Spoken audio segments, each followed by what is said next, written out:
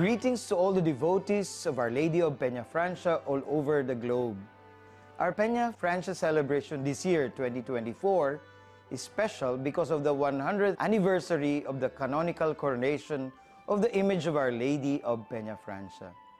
We thank the Almighty God for Ina, who has always been our Mother and Queen, se siempre la Reina de nuestra región.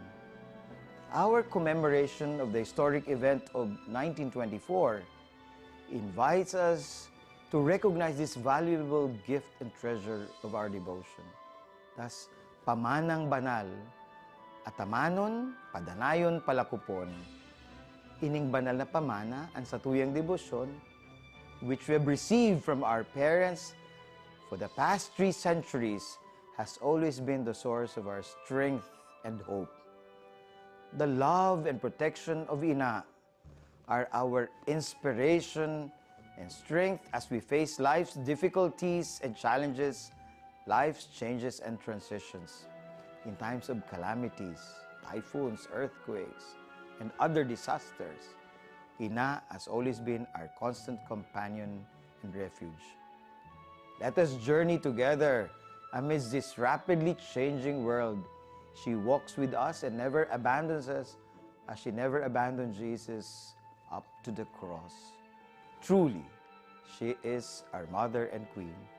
She is a source of hope. Let us walk with her towards the future. As we courageously face life's challenges, with her, we embrace the mission of going to the peripheries to seek our needy brothers and sisters. May we not miss to pay homage to her wherever we are.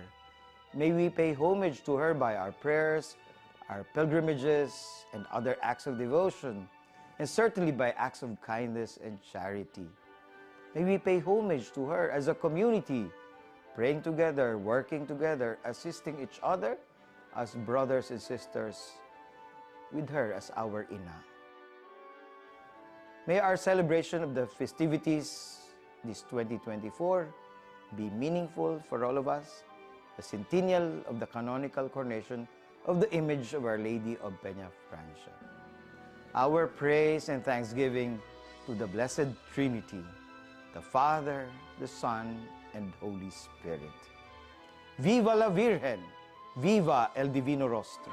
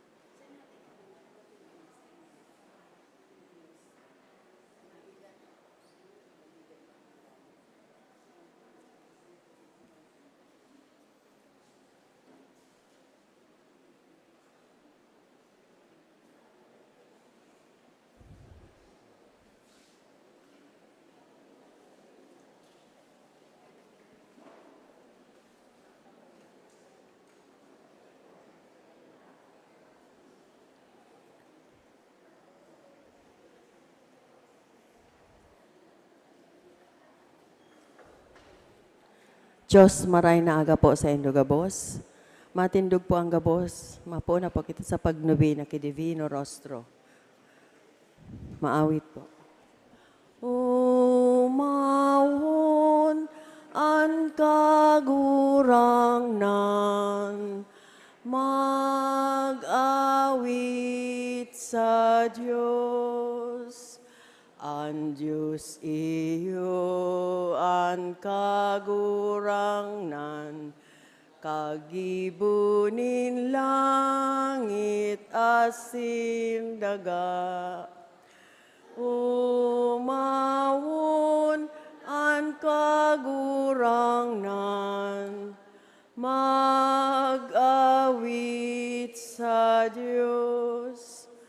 Pagsambahon, pasalamatan, kaitungon yan magkagurang man.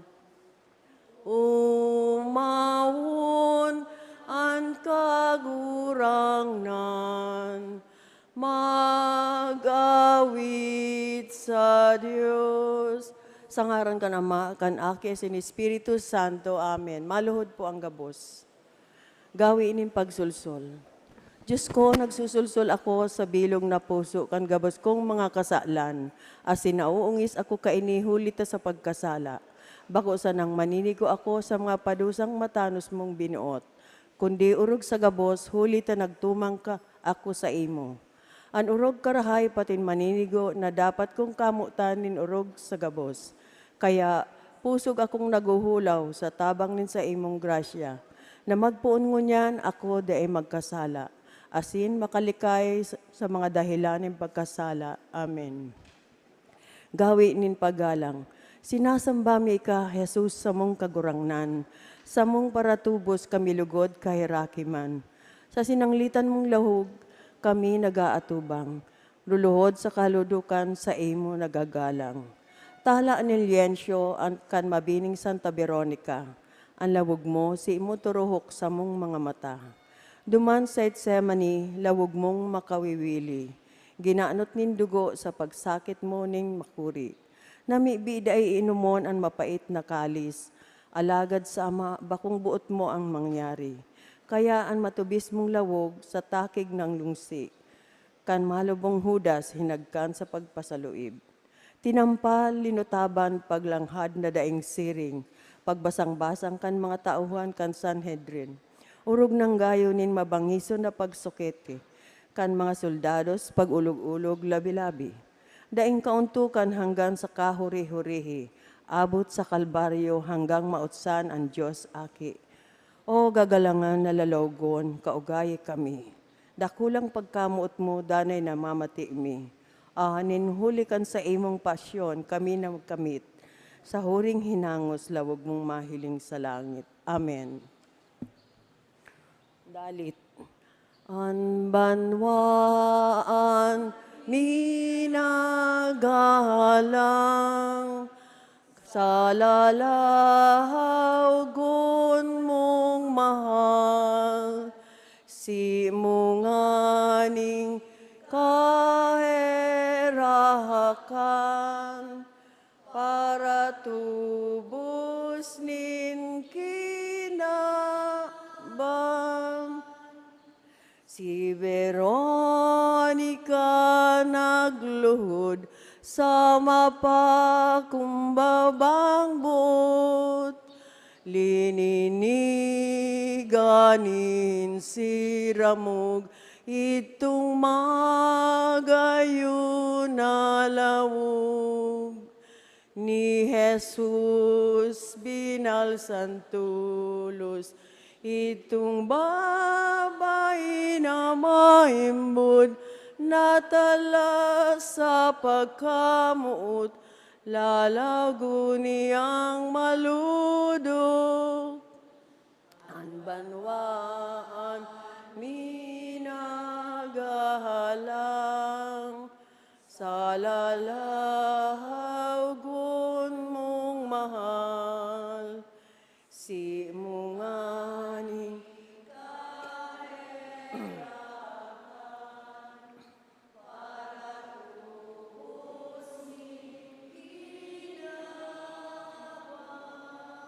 Iwinalat sa satuya, ining dakulang biyaya, nganitang mabana-bana, ang gabat nin pagkasala.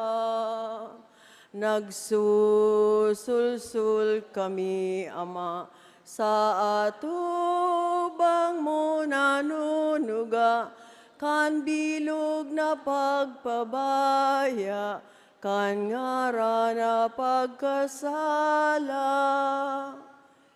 An banwaan minagahalang, sa lalahaw gun mong mahal, munganing kaherahakan, para tubos nin kinaban. Kaming mga aki mulikayan, sa damat gutom linugman, ta sa mga kaipuhan, ikasamong paalawan. Kami mo man bendisyonan, ngani ming maturukan, lawog mo sa kalangitan, sa langit kamurawayan. An banwaan minagahalang, sa lalahaw gun mong mahal, si munganing kaherakan.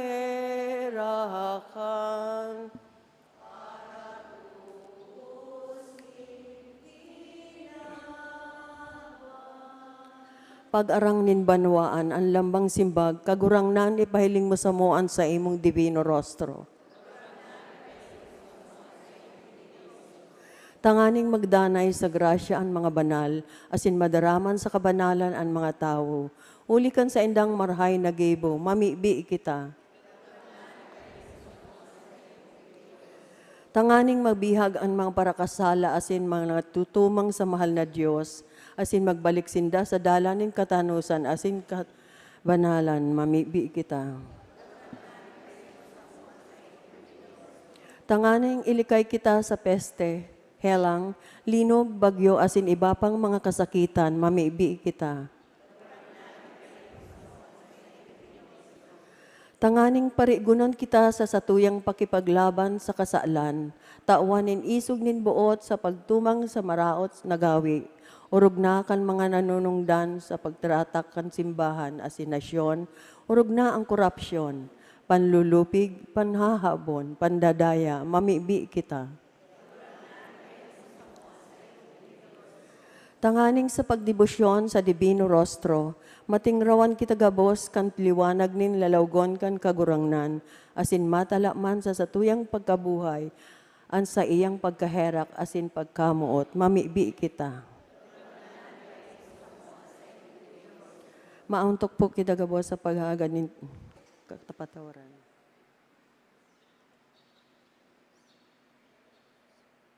Mamibi kita. Ama niya mo na yaon sa langit, pabanalon ang ngaran mo, magdatawang ang kahadean mo, mangyari ang buot mo sa daga ninsiring sa langit.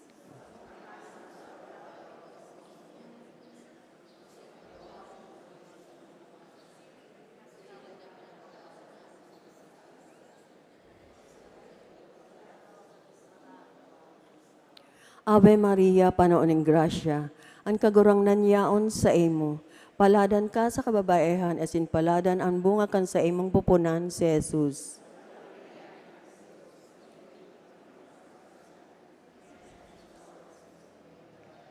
Kamurawayan sa Ama, asin sa Aki, asin sa Espiritu Santo.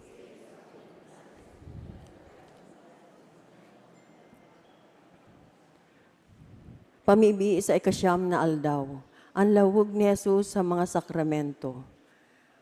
ang misteryo kan mga sakramento. Ginarwod an sa iyang irog kan saro sa mga soldados. Asin tulos luminuwas dugo asin tubig.